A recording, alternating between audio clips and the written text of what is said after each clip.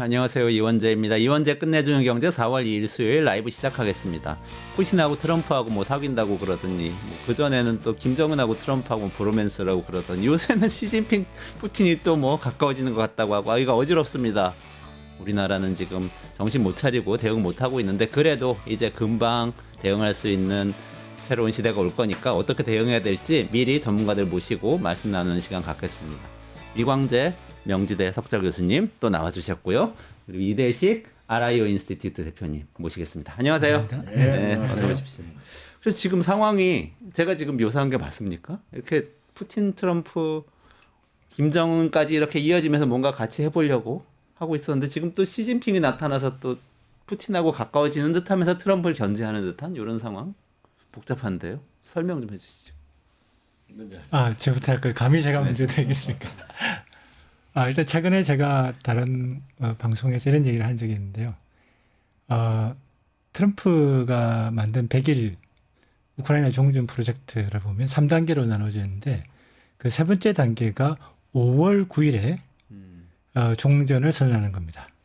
네. 5월 9일이 무슨 날인지 아십니까? 5월 9일 무슨 날이죠? 5월 9일은 러시아에서 가장 중요한 기념일입니다.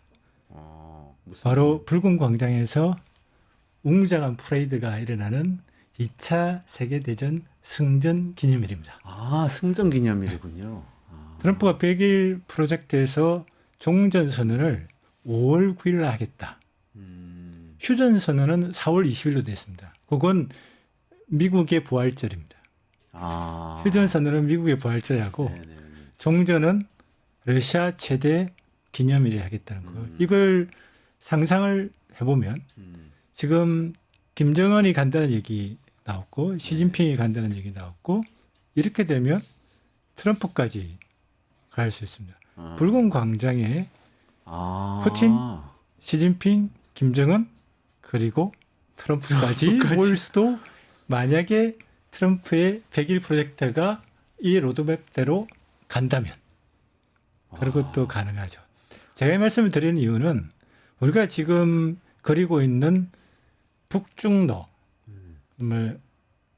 한미일이라고 하는 대결, 이분법적 대결 구도가 더 이상 통하지 않기 때문에 그 구도로 보면 미국하고 러시아가, 중국하고 러시아가, 북한하고 러시아가 이런 식의 행동, 만남들이 헷갈리게 보일 수 있지만 만약에 다른 구도로 본다면 충분히 헷갈리지 않는다는 말씀을 드리고 한 팀으로 볼 수가 있다. 그러니까 제가 조금 말이 길어질까 봐 두렵긴 한데 제가 만든 PPT를 잠깐 보시면 저는 이렇게 봅니다. 이 상황을 이해하기 위해서는 조금 PPT 좀 보여주시죠. 네. 이 상황을 제대로 이해하기 위해서는 거리를 조금 두고 볼 필요가 있습니다. 일단 지금 우리가 얘기하는 것은 미국하고 러시아하고 너무 가까워지는데 어떻게 되나 중국은 했더니 러시아가 또 바로 왕위를 불러서 야 전승기념일에 오는 손님 중에 주비는 중국이야 라고 얘기를 한단 말이죠. 이게 뭡니까? 지금 벌써 양다리를 걸치고 있는 게 보이시죠? 근데 저는 이걸 크게 봐야 되는데 사실은 그 다음 PPT를 보여주시죠. 2013년도에 미국의 지정학자 켄트 콜드가 신대륙주의라고 하는 책을 냈습니다. 이게 그 책의 표지인데요. 이걸 그 다음 페이지를 보면 핵심 내용이 딱 하나입니다. 1979년부터 세계사에 큰 변화가 일어난 6가지 사건이 있었다. 첫 번째, 이란이 팔레비가 왕조가 무너지고 호메니가 들어섰다. 두 번째, 1980년도에 아람코를 사우디가 100% 국유화했다. 그리고 1978년, 79년도에 중국의 기업 개방이 있었다. 그리고 1990년대에 인도가 기업 개방을 했고 마지막 두 개는 1990년대에 소련이 붕괴하고 2000년에 푸틴이 등장했다. 이 6가지 사건이 무엇을 의미하느냐. 바로 유라시아라고 하는 대륙이 에너지를 중심으로 하나로 통합되기 시작했다라고 합니다. 이게 무슨 말인가? 기존에 네덜란드, 영국, 미국으로 이어지는 해양 세력이 주도했던 세계. 그 속에서 해양 세력에 의해서 일종의 어떻게 보면 부차적인 파워에 불과했던 유라시아 대륙의 세력들이 하나로 통합되고 있습니다. 그것이 상대적인 미국이라는 해양 세력의 일극패권의 상대적인 약화와 대륙 세력의 상대적인 강화가 어우러지면서 완전히 새로운 세계의 질서가 만들어지고 있다라는 것을 이 사람은 신대륙주의라고 했고 이것을 미국에게 경고하는 다른 메시지가 있어요. 여러분이 너무 잘 아시는 그 다음 페이지를 보시면 브레젠스키입니다. 미국의 정책을 결정했던 브레젠스키가 했던 말입니다. 미국이 반드시 막아야 되는 국제 질서의 중요한 상황은 이란, 러시아, 중국이 한 몸이 되어 미국에 반대하는 전선을 형성하는 것이다. 브레진스키가 그런 말을 했습니다. 이 상황에 대해서 경고했는데 그게 지금 실현되고 있는 겁니다. 다시 말하면 이 우크라이나 전쟁 이전에 이미 유라시아 대륙이라고 하는 대륙 세력이 통합이 되고 있고 그것이 브릭스의 확장으로 가고 그게 우크라이나 전쟁에 의해서 글로벌 다수까지 합류를 하면서 이른바 포스트 팍스 아메리카나를 만들고 있고 그 중심에 중국과 러시아가 있는 거고요. 그러니까 이 판도에서 보면 중국과 러시아가 미국과 러시아의 관계가 어떻게 된다고 해서 쉽게 깨지고 하는 그런 흐름이 아니라는 거죠. 그 도도한 흐름 속에서 미국의 역할이 달라지고 있고 달라지는 미국과 러시아가 관계를 재정립하고 있다고 보시면 되고요. 그렇기 때문에 제가 그 다음에 보여주는 것처럼 이것을 예측했던 미국의 유라시아 그룹의 회장이었던 이안 브레머가 지제로 시대가 되면 제가 지금 보여드린 건 브릭스로 해서 대륙이 확장되고 있는 걸 보고 있고 그다음 넘어가시죠. 이른바 러시아에 대한 비난에 참가하고 러시아의 제재에 참가했던 국가들이 극히 일부에 불과하다라고 하는 지도가 되겠습니다. 저 하늘색이 러시아를 비난했던 결의안에 찬성했던 유엔 총회 국가네요. 그다음에 빗금이 친 진한 하늘색이 제재에 참가하는 국가들입니다. 제재 참가 국가들은 아주 극소수로 보이네요. 세계 지도를 놓고 보면. 이렇게 돼서 대륙에 있는 국가들은 대부분 제재에 참가하지 않고 있고 심지어 기권까지 하고 있는 걸 보실 수가 있죠. 그다음으로 가시죠. 그래서 이안 브레머가 얘기했던 것은 미국과 중국이 서로 협력을 하게 되는데 다른 여타 국가들이 약해지면 이거는 기투가 될 거고. 우리는 아직도 그런 사고 안에 많은 분들이 있는 것 같은데요. 그런데 미국과 중국이 협력하는데 다른 국가들이 힘도 상대적으로 세진다. 그러면 어느 정도 조화로운 국가 질서가 세계 질서가 될 것이고 반대로 미국과 중국이 서로 대립을 하는 상황인데 여타의 국가들이 약화된다. 그렇게 되면 그야말로 냉전 2.0이 되는 것이고 미국과 중국이 대립하는데 여타 국가도 힘이 상대적으로 세워진다. 이렇게 되면 세계는 그야말로 쪼개진 지역별로 쪼개진. 근데 이안 브레머는 네 번째 사분면으로 갈 가능성이 매우 높다고. 쪼개진다는.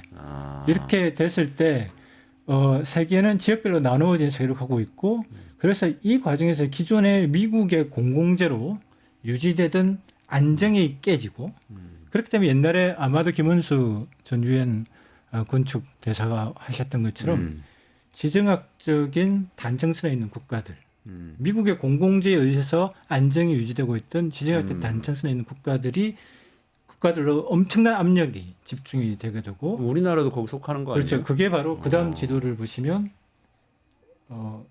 그다음 내려가시죠. 다음 지도로. 일단은 저 밑으로 가니까 조금 이따 말씀드릴게요. 그래서 그 단층선에 보시면 시작이 우크라이나부터 시작해서 하마스, 후티, 결국 대만, 남북, 한반도까지 오게 되는 이게 이른바 지정학적 단층선이 되는 것이죠. 유라시아의 남쪽이네요. 아니, 이광재 교수님 쭉 들으셨는데 하실 말씀 많으실 것 같아요. 국회의원 하시면서 외통위원장도 하셨고 또 그 당시의 상황이 있고 또 지금 상황이 있고. 쉽게 얘기하면은 20세기는 미국의 시대였잖아요. 미국 일극의 시대였는데 일극의 시대를 유지해 나가는 부분의 하나의 큰 전략 중에 하나가 2차 세계대전에 이긴 거고 또 하나는 러시아를 견제하기 위해서 중국을 끌어들인 거잖아요. 응? 근데 지금은 중국을 견제하기 위해서 러시아를 끌어들이는 형국을 만들려고 하는 거죠. 미국은. 네, 네. 그럼 과연 미국은 러시아를 끌어들여서 중국을 견제할 수 있는 것이 가능한 것인가? 가능하려고 노력하고 있는 거겠죠. 네, 네. 그런데 그 결과는 어떻게 보면은 천하가 아마 전 세계가 셋으로 쪼개질 거예요. 하나는 미국 자체가 힘이 약화되는 측면이 하나가 있고, 네. 그렇기 때문에 러시아를 끌어들여서 중국을 견제하려고 하는 노력은 일견 성공하는 측면이 있을 수도 있고, 또 하나 그 결과는 그 대만 문제가 어떻게 되느냐에 따라 가지고 동남아시아가 인구의 대부분이 이제 화교가 많잖아요. 네, 네, 네. 그러면 결국은 중국 영향이 더 커질 수 있는 거고. 세 번째는 이제 결국은 유럽은 지금처럼 미국이 나가게 되면은 미국과 함께 안 할 가능성이 많잖아요. 그러니까 결국은 미국의 시대가 그 20세기 미국의 시대가 저물고 있는 거고 새로운 세계 질서가 탄생하고 있는 거고. 네, 네. 문제는 우리가 그 안에 있는 한반도가 전쟁의 위협을 갖지 않고 어떻게 생존하고 번영하느냐 이게 핵심 같아요. 지금 말씀은 그러니까 미국하고 러시아가 미국이 어쨌든 중국 견제하려고 러시아 끌어들여서 둘이 가까워지는 이 한 덩어리가 있고 그다음에 중국이 동남아와 대만을 이렇게 영향력을 키우면서 만들어가는 또 다른 한 덩어리가 있고 그다음에 유럽이 따로 한 덩어리 있고. 네. 그런데 그 중간에 이렇게. 이제 이 미국이 결국 미국하고 그 미국이 러시아를 끌어들이게 되면 부분적으로 이제 러시아 경제 완전 중국에 지금 거의 뭐 대부분의 중국의 영향권이 있으니까 또 러시아는 그걸 싫어한단 말이에요. 자기 스스로 새로운 길을 또 찾고자 노력하는 부분에서 미국이 절대적으로 필요하죠. 러시아한테는. 그런 이제 상호 이해관계가 있기 때문에 새로운 세계 질서가 탄생하기 위해서 서로가 서로를 이용하고 있는 측면 저는 그렇게 보죠. 지금 근데 그 만약에 말씀대로라면 북한은 어떻게 보면 이번에 우크라이나 참전하고 하면서 참전 뭐 논란도 있다고 그때 말씀을 주셨습니다. 어쨌든 굉장히 러시아하고 가까워지면서 정상회담도 하고 하면서 러시아 쪽으로 이렇게 가는 것 같아 보이잖아요. 어떻게 보세요 이거는? 지금 그렇게 되고 있는 겁니까? 저는 그렇게 안 보여요. 그건 아니에요. 이제 북한으로 봐서는 어쨌든 핵을 가졌기 때문에 자기 안전판이 있는 거잖아요. 이제 러시아랑 가까이 지내면서 결국은 에너지 문제나 이런 부분이 해결될 가능성이 많아지는 거고. 네네네. 미국하고 러시아하고 잘 지내면은 어떻게 보면은 서울을 피해서 평양과 워싱턴이 만나는 길이 생길 수도 있잖아요. 그렇잖아요. 그리고 또 하나는 패싱하고. 예, 그다음에 중국으로 봐서는 이런 북한을 별로 쓸 수 있는 수단이 없잖아요. 북한을 압박할 수 있는 수단이 없죠. 왜냐하면 과거에는 중국 하나밖에 없었는데 지금은 러시아에서 뭐냐면 일단 자원이 올 수도 있고 네. 그다음에 미국하고 러시아하고 잘 지낸다는 거는 미국이 러시아의 경제 제재를 풀어줄 가능성이 많다는 건데 그러면 북한에 들어가는 거를 반대할 수도 없잖아요.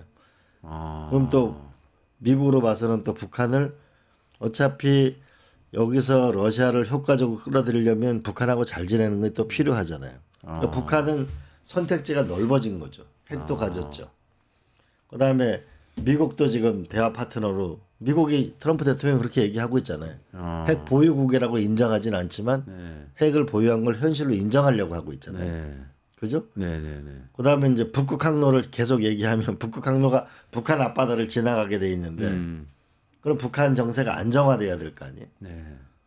그럼 중국은 또 뭐냐면 이 북한을 이렇게 미국하고 러시아로 떠내려가는 걸 두고 볼 수는 없잖아요.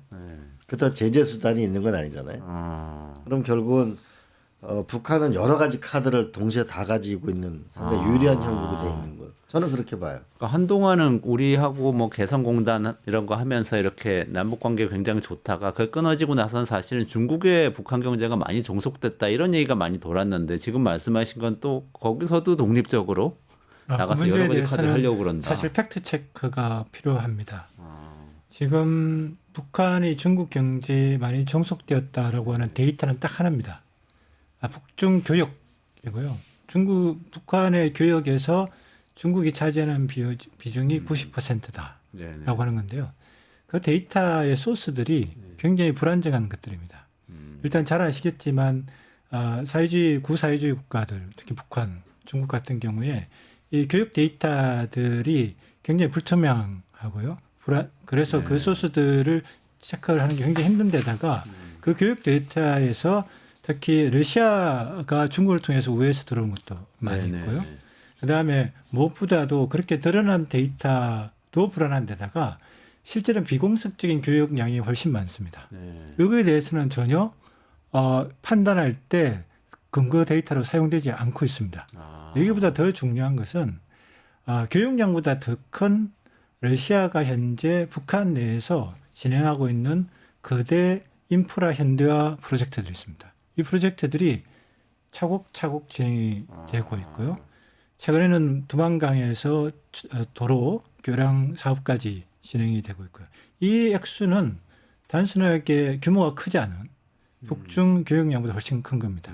더군다나 우크라이나 전쟁 이후에 이미 북한과 러시아 간의 관계는 회복이 됐었고 거기에 방금 총장님께서 말씀하신 것처럼 에너지 이 교육은 상당한 양으로 올라가고 있었습니다.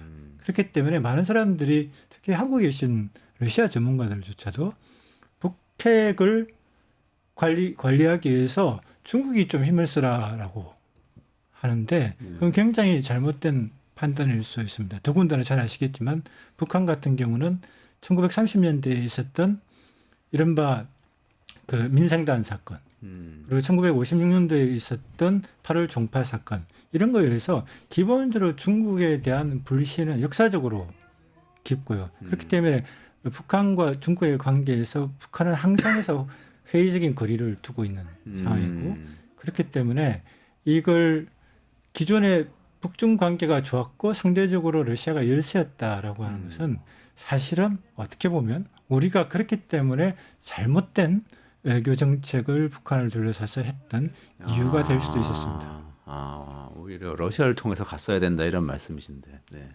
뭐 러시아를 통한 게 아니라 중국과 러시아를 균형 있게 봤어야 됩니다. 균형 있게 볼 필요가 있는 거죠. 근데 이런 부분에 또 우리 세계 질서의 냉혹함인데 6.25 전쟁 당시에 보면 스탈린이 그 소련의 스탈린이 하는 거 보게 되면은 그 외교 문서에서 드러난 거 보면은 결국은 중국하고 미국하고 싸우게 하고 본인은 뭐냐면 동유럽을 먹는 목표로 하는 거죠. 네네네. 그래서 미국하고 중국하고 싸우게 하면 본인은 동유럽을 갈 수 있는 길이 열리는 거죠. 미국이 동유럽을 어떻게 할 수 있는 힘이 떨어지니까 그렇죠. 중국을 견제하느라고 분산시키는 거죠. 그런 전략을 했듯이 지금도 우리가 일방적인 것 있잖아요.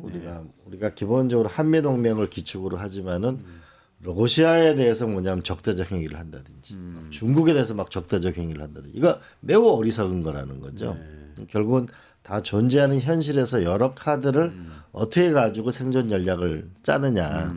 우리 비스마르크 보면은 그래서 다선주의 외교라고 하잖아요. 네네네. 다선주의 외교를 결국 우리가 이 전략적으로 잘해 나가는 게 지금 필요하고 더군다나 지금은 어떻게 보면 구한 말에 산업혁명 이후에 세계 질서 재편기가 오는 지금 비슷한 시기거든요. 네네네. 미중 경쟁의 핵심도 기술 전쟁이잖아요. 기술 전쟁이자 경제 전쟁이잖아요. 그런 면에서 이 세계 질서 재편기 때 우리 스스로 강한 기술력을 갖는 것도 중요하고 외교에서 실수하지 않는 거. 각자 다 채널을 유지하고 우리 전쟁 중에서도 다 채널을 유지하잖아요. 네. 근데 지금 우리 북한하고 채널은 완전히 끊겨 있잖아요. 러시아도 물론이고 네. 이런 면에서 우리가 조금 이념적이다, 너무 단선적인 이런 걸 극복해야 될 필요가 있다고 봐요. 우리가 너무 단선적 외교를 하고 있다 이런 말씀이신데요. 근데 아까 교수님 말씀하셨던 내용 중에서 제가 궁금한 게 하나 떠올랐는데 북한이 만약에 그렇게 독자적인 외교를 잘 하고 있는 거라면, 그러니까 좀 러시아하고도 밀착하면서 거리두고 중국하고도 거리두고 미국으로부터도 뭐 협력할 수 있는 것처럼 이렇게 하고 있는 거라면 미국이나 중국 입장에서 보면 좀 고깝게 보이지 않을까요? 사실 미국하고 중국이 같이 힘을 합치면 북한을 막 압박해서 비핵화시킬 수도 있고, 아니면 뭐 돈을 많이 투자해서 개발을 확 할 수도 있고 이럴 수 있을 것 같아요. 둘이 이렇게 뭔가 얘기를 해서 북한을 어떻게 할 가능성은 없나요? 어떻게 보세요? 그러니까 그 질문을 좀 바꿀 수 있다고 생각합니다. 사실은 북한은 그 주요 변수가 아니고 종속 변수입니다. 사실은 남한까지 포함해서겠죠. 그러니까 한반도는 중국, 미국, 러시아라고는 세계 질서를 주도하는 강대국들이 힘싸움을 할 때 그 종속 변수 이걸 얘를 어떻게 활용할 건가의 주제이지 북한을 어떻게 하기 위해서라고 시작하지 않는다는 거죠. 그랬을 때 낀 국가들이 해야 될 것은 바로 이 강대국들의 이익을 정확하게 이해했을 때 바로 이 강대국 예를 들어서 세 국가와의 관계를 잘 유지함으로써 자기 이익을 최대하고 자기 피해를 최소화하는 그런 역할을 하는 거고 북한 같은 경우는 거기서 가장 중요한 게 체제 안보를 지킬 수 있는 자강의 핵심 도구로 핵을 삼았던 거고 핵을 보유한 다음에 더더욱 이 강대국과의 일종의 등거리 외교, 불가원 불가근 이런 것들을 잘할 수 있는 자신감이 더 생겼다고 볼 수가 있는 거죠. 그렇군요. 우리가 이렇게 봐야 될 것 같아요. 조선 분할론. 네. 응? 미국, 중국, 일본, 러시아는 과연 한반도의 통일을 바랄까? 우리가 남북한이 합치는 순간 8천만인데 독일만한 나라가 하나가 생기는 건데 그렇죠. 그걸 주변 국가가 바랄까요? 우리가 한반도의 조선 분할론이 나온 게 어제 오늘의 일이 아니고 임진왜란 때부터 나오고 청일 전쟁 때도 나오고 결국 6.25 때도 관철되는 거잖아요. 네. 지금도 관철되고 있는 것이다. 네.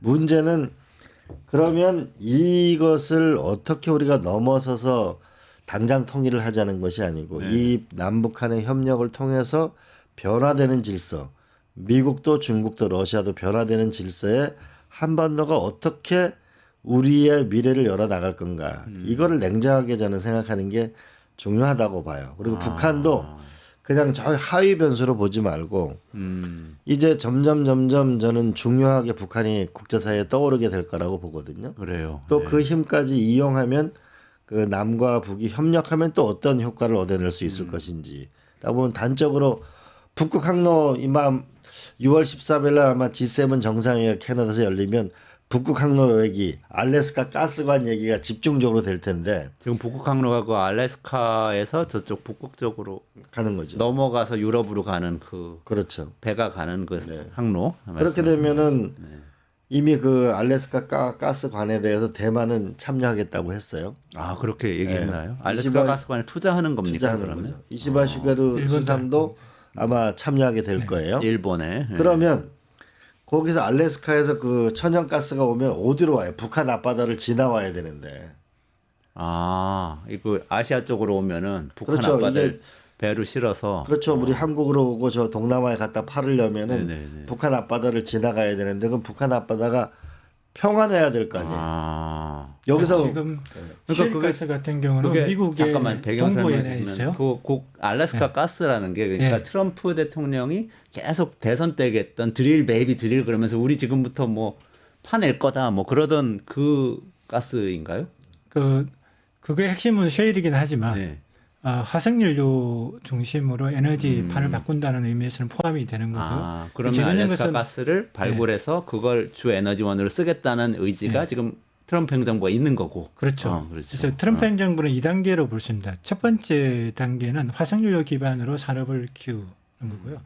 두 번째 단계는 화성이라는 걸 얘기하면서 4차 산업혁명의 기본이 되는 희토류나 희소금속들을 중심으로 산업을 키우는 것들이 있는데 말씀하신 것처럼 기존의 미국의 셰일가스는 미국의 동부 해안에 주로 있었고요. 거기서부터 수출항들이 있습니다. 그러면 대서양을 건너서 유럽으로 가게 되잖아요.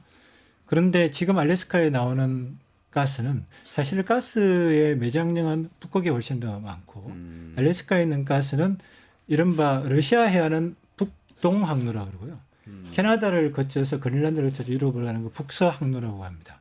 그래서 그렇게 해서 유럽으로 갈 수 있지만 그렇게 될 때는 차라리 동부 해안에 있는 LNG가 대서양을 건너서 유럽을 하는 게 훨씬 좋은 거죠. 다시 말해서 교수님께서 말씀하신 것처럼 알래스카의 가스의 주요 시장은 아시아가 된 거예요. 중국과 동북아와 그리고 동남아가 인도까지 되는 거고요. 그 루트에 일본이 투자를 하는데 재밌는 것은 북동항로에 있는 러시아의 LNG 프로젝트에도 일본이 투자를 했습니다 이미. 야마리 프로젝트는 10% 지분을 투자했는데. 그러니까 좀 방향이 헷갈리는데 북동 항로라고 그러면은 알래스카에서 캐나다 동쪽이니까 미국의 그 뉴욕 있는 쪽 동쪽 그쪽으로 그러니까 그쪽에 북쪽으로 이렇게 돌아가는. 유럽의 입장에서 본 거예요. 유럽의 입장에서 볼 때 오른쪽에 있는 게 북동 항로인데 이거는 러시아. 유럽에서 지금 베링해협으로 본다고 생각하시면 그들이 볼 때 오른쪽 동쪽은 러시아 사이의 해협 거기가 베링해협이죠. 베링해협까지 유럽에서 베링해협까지 가는 거는 북동 항로. 그다음에 그린란드를 통해서 캐나다를 타고 알래스카로 가는 거는 북서항로. 그쪽은 북서항로. 유럽 입장에서 생각해야 되는. 유럽 입장에서 나온 항로 이름입니다. 근데 중요한 거는 이 북서항로에 있는 알래스카의 가스나 북동 항로에 있는 러시아의 가스나 모두 LNG 선박을 타고 베링해협을 통과해서 바로 아시아 시장으로 오는 게 주라는 거죠. 그러면 미국에서 오는 북극 가스나 러시아에서 오는 북극 가스나 모두 이른바 환태평양인 한반도 옆으로 지나서 가게 된다는 거죠. 왜냐하면 전 세계 그 천연가스의 소비량 수입량 자체 제일 많은 게 1등이 중국이고 2등이 일본이고 3등이 한국이고. 야, 그러니까 여기 다 모여 있구나. 여기 다 모여 있는 거. 더구나 이제 인도네시아나 이제 베트남의 경제가 성장하잖아요. 이쪽으로 결국 흘러가려면 부산 앞바다를 지나가야 되는 거죠. 그렇잖아요. 그럼 북한 앞바다를 지나서 부산 앞바다를 지나갈 수밖에 없는 거잖아요. 그게 당연히 저쪽으로 넘어가는 거 반대편으로 넘어오는 것보다 이쪽이 훨씬 가깝겠네요. 베트남도. 그렇죠. 이렇게 오게 되면은 LNG는 이제 얼음을 통과해야 되니까 쉐빙선 특수 선박을 통해서 LNG 실었는데 그 비용이 만만치 않습니다. 그렇기 때문에 얼음이 끝나는 데서 일반 LNG 운반선으로 환적을 합니다. 근데 아까 말씀하시다 궁금한 게 그렇게 해서 북한 앞바다가 중요해지면은 그럼 어떤 일이 생기는 거예요? 북한 앞바다를 지금 그러면 북한이 뭔가 평화로운 상태, 국제사회가 볼 때 거기가 갑자기 무슨 그 해적들이 나타나가지고 이런 일이 생기면 안 될 거 아니에요. 그렇죠. 거기가 뭐 군사적인 정변이 생긴다 이러면 안 되는 거 아니에요. 그렇잖아요. 그렇죠. 미사일 막 날아다니고 그래도 안 되겠네요. 그럼 안 되는 거죠. 그러면 결국은 북한에 대해서는 뭐 비핵화의 길에 가게 뭐 단계적인 그 협상이 일어날 거 아니에요. 그렇죠. 그렇잖아요. 그러면 그걸 또 자기네 앞바다를 지나가게 되면 비용이 발생할 거 아니에요. 그러다 보면 결국은 북한을 어떻게 할 거냐라는 문제가 나오겠죠. 하나는 체제 문제, 정권 문제, 그죠? 그러네요. 협상을 그다음에 계속 이제 하려면은. 경제적인 어떤 인센티브를 줄 거냐라는 이 세 가지가 논의가 될 수밖에 없잖아요. 그럼 북한은 틀림없이 우리 북한 체제를 보장해 달라. 그리고 경제 제재를 풀어 달라는 게 핵심일 거예요. 그렇잖아요. 그러면은 경제 제재를 풀어주면 어디부터 경제 제재를 풀어줄 건가라면 실마리가 트럼프 대통령이 한 말이 있잖아요. 러시아와 중국과 북한이 있는데 해변가에 콘도 짓기 좋은 땅이 있다. 콘도 케이퍼빌리티라는 말을 쓰다군요. 그 특이한. 그러면 콘도 짓기 좋은 땅이 결국은 원산인 것으로 지금 보이잖아요, 그죠? 원산입니까? 원산. 지금 그 러시아 한번 말씀해 주세요. 미리 좀 얘기를 나눴었는데 지금 러시아와 미국 양쪽에서 가스가 오면 LNG가 오면 그걸 일반 선박으로 바꾸는 중간 기항지가 필요한데 그 중간 기항지가 캄차트카 혹은 북한 혹은 동해안이 될 수 있는 거예요. 그럼 거기가 말씀하신 대로 굉장히 안정적이어야 되는데 어떻게 보면 러시아가 이걸 이미 캐치를 한 것처럼 우크라이나 전쟁에 참가해서 부상을 입은 상인 군인과 그 가족들이 휴양을 하고 있는 곳이 바로 북한이고 그 핵심 지역이 원산. 그러니까 북한의 동해안 원산 지역이 일종의 평화의 장소로 러시아에서 사용이 되고 있는 거죠. 또 빈센트님이 말씀 주시는데 원산하면 우리 원산 폭격이 생각나가지고 부정적인 인식이 있는데 결국은 그래서 제가 이제 한 10년 전부터 일본의 이시바 시게루 수상한테 계속 제가 일본 정신 얘기하는 게 한국하고 일본이 미국이나 저쪽 그 알래스카에서 나는 이런 가스를 공동 구매를 하게 되면 세계 빅 파워잖아요, 그죠? 이렇게 되면은 이 동해안 지역이 평화의 바다가 될 수밖에 없잖아요. 그죠? 그러면 일본은 서쪽이 미개발 지역이고 한국은 동쪽이 미개발 지역이고 러시아는 극동 블라디보스톡이 미개발 지역이고 미국은 알래스카가 미개발 지역이잖아요. 네네네. 여기에 새로운 뭐냐면 경제 엔진이 생길 수 있는 곳이다. 네네네. 그러니까 이렇게 우리가 풀어나가면 우리가 에너지의 위기를 돈이 있다고 에너지를 항상 살 수 있는 건 아니라는 게 이번에 독일에서 드러났잖아요. 그죠? 네네. 그렇죠. 그러면 에너지 위기도 극복하면서 우리가 평화의 길도 만들면서 결국은 경제적 번영. 이러면 아마 부산은 세계 최대 항구가 되겠죠. 엄청난 기회가 될 수가 있네요.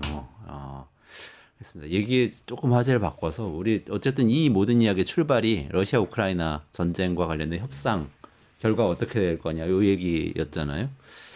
지금 일단 협상이 어떻게 될지 지금 아까 뭐 5월 9일 종전 그런 얘기도 하긴 했는데 지금 뭐 난망한 것 같은 느낌인데 지금 뉴스만 봐서는 어떻게 될지 하고 만약에 그 결과가 이렇게 장기화되게 되면은 지금 말씀하신 여러 구상들이 어떻게 될지 이거 좀 여쭤보고 싶습니다.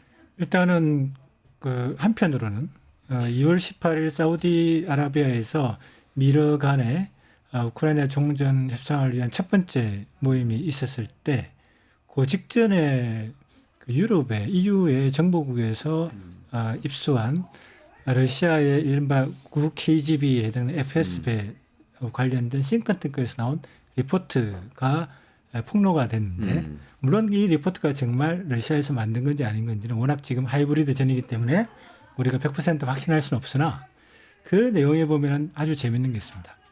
2026년 전까지는 우크라이나의 종전은 없을 것이다. 에?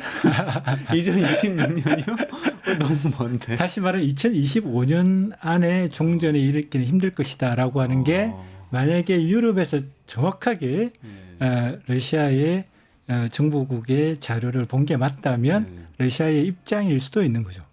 이 말씀을 왜 드리는가 하면 러시아 입장에서는 지금 현재 많은 사람들이 러시아 경제가 힘들 거라고 하지만 경제가 굉장히 좋은 상태고 전시경제 이상의 호황을 보여주고 있고 이 상황에서 러시아 자체에서는 이미 전세도 완전히 러시아로 기울었기 때문에 쿠르스크는 대부분 회복을 했고 아주 일부 지역이 남아있고 그것까지 깔끔하게 러시아는 수복을 해야 되는 상황이고 그다음에 돈바스 지역도 일부 지역이 아직 남아있기 때문에 그것도 경계선까지 확장을 하고 싶은 욕심이 있는 상황에서 러시아는 사실 급하지 않다라고 하는 판단을 하고 있는 것도 사실입니다.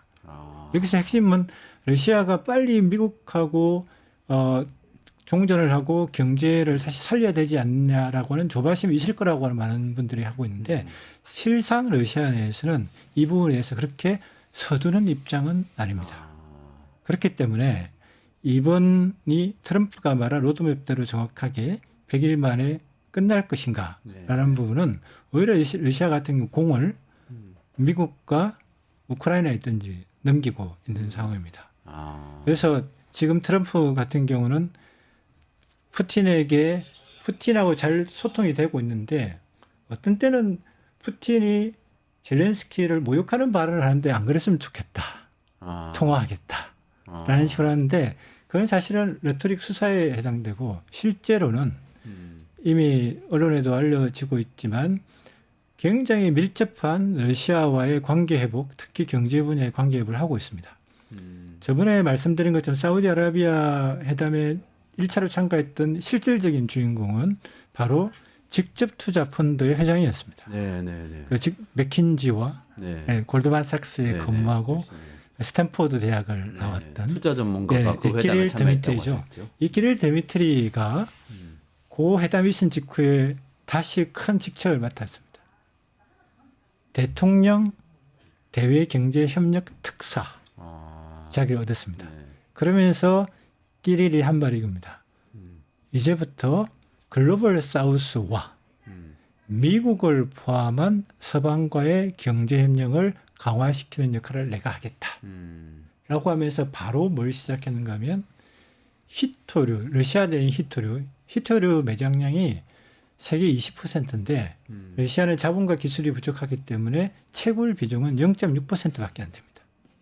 이 부분의 기술과 자본을 미국 기업이 투자해라라고 하는 제안을 구체적으로 했고 이미 미국 기업 관심을 보이는 미국 기업이 있다는 발언까지 하고 있고요.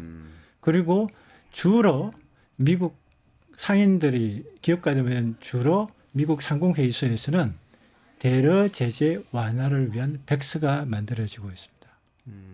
근데 그러면 그런 상황이면 어쨌든 러시아는 전쟁을 안 끝낸 상태에서 미국 투자도 유치하고 경제 제재도 풀고 이거 다 할 수 있다고 생각한다는 말이죠. 다시 말하면 러시아 같은 경우는 서둘지는 않되 실질적으로 미국과의 협력을 할 수 있는 스텝을 차곡차곡 밟아가고 있기 때문에 이게 어떤 발언의 문제라든지 이런 표피적인 거에서 흔들리는 관계는 이미 아닌 상황이 되고 있는 그러면 조금 천천히 가긴 하지만 종전과 경제 제재 해제 뭐 이거는 관계 개선은 가고 있을 것이다. 이렇게 진단을. 실제 그리고 심지어 프랑스 파리에 있는 유네스코 본부에서는 유럽 애들은 그러니까 미국과 러시아 애들끼리 만나고 유럽 애들은 만나지도 않는다고 그렇게까지 있습니다. 그렇게 되고 있다. 밀착하고 있다는 어떻게 보세요?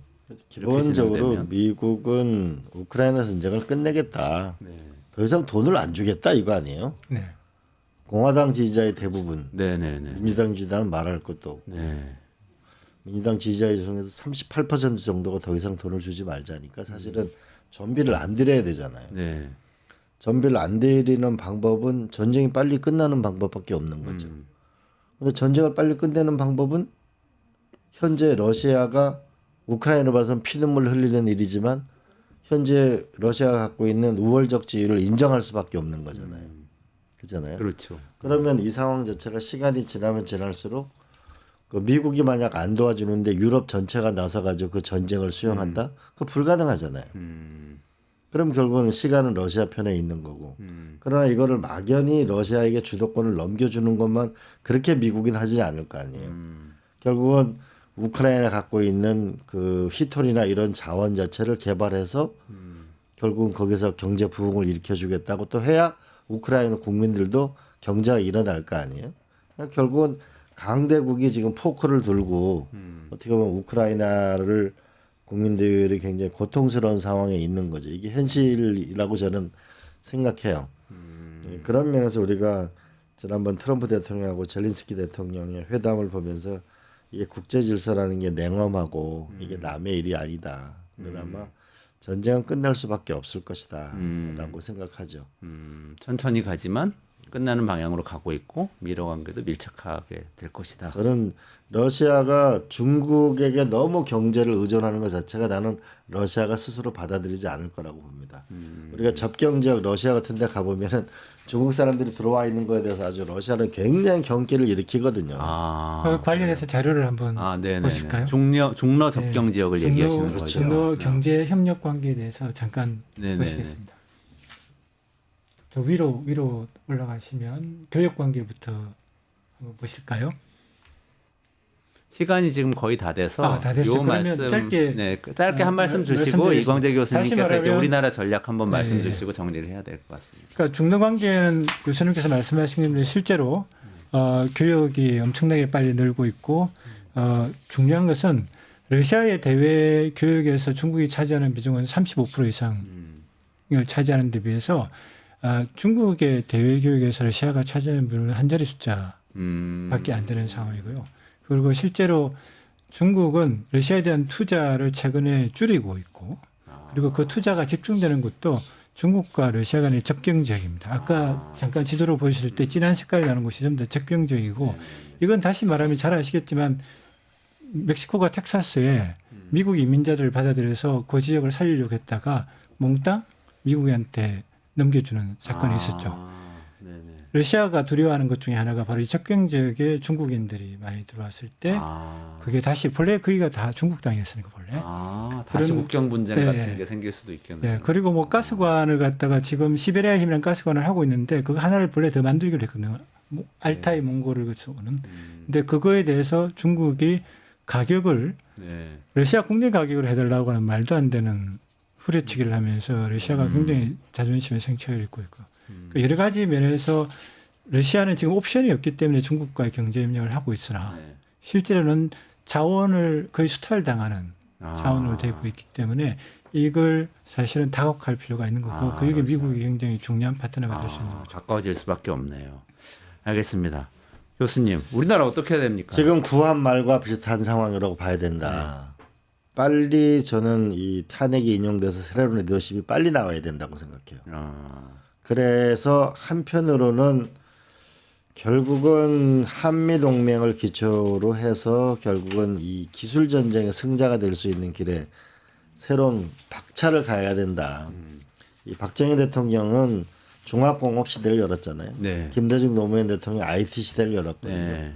이제 새로운 기술 전쟁에 있는 AI나 바이오 분 여기서 새로운 돌파구를 안 만들면 우리의 미래가 없다. 네. 네. 그다음 두 번째로는 여기 이제 성공회대 건물인데요. 네. 바로 옆에 보면 미국 대사관저 있죠. 네, 네, 네. 영국 대사관저 네. 있죠. 그 러시아에 옛날에 있었죠. 네. 그 아관파천한 얼마나 왕이 무서우면은 그 주변에 왕 그 사는데 주변에 미국 대사관, 영국 대사관, 러시아 대사관 이걸 돕겠어요. 그렇죠. 그렇잖아요. 네.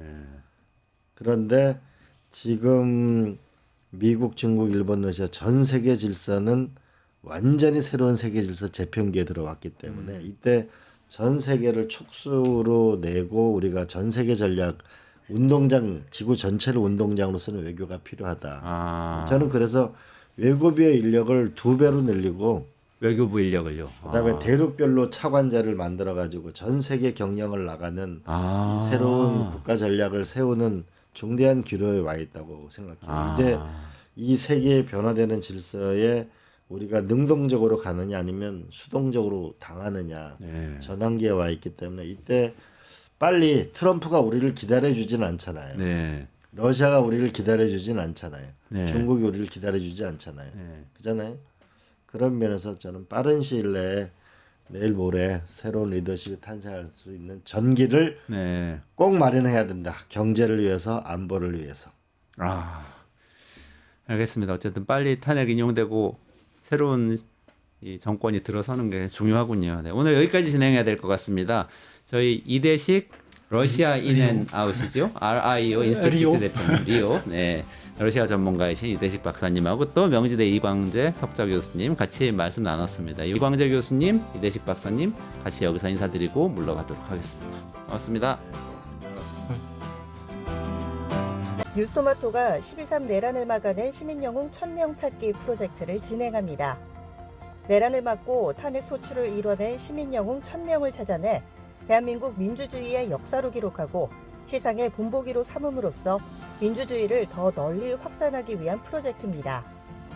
이 과정에 직접 참여했거나 참여자를 추천해 주실 분들은 우측 제보하기 QR코드나 아래 메일로 추천 및 제보해 주세요.